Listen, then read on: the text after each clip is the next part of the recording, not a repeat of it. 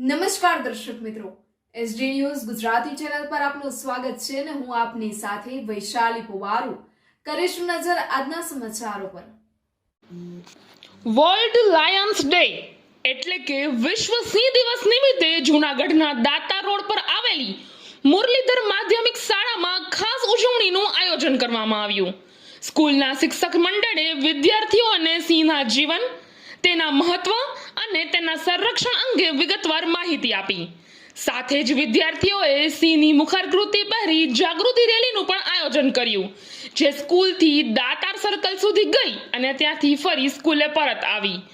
આ કાર્યક્રમમાં સ્કૂલના પ્રિન્સિપલ રજનીકાંતભાઈ ચાવડા, અનીશભાઈ મલેક, અવનીબેન પરમાર અને સુરેશભાઈ બોરીસાગર સહિતના લોકો ઉપસ્થિત રહ્યા।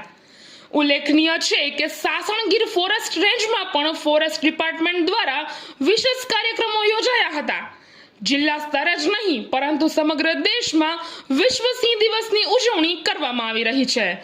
જૂનાગઢથી વિજય ચુડાસમા સાથે reporter Paresh Sharma, SD news Gujarati.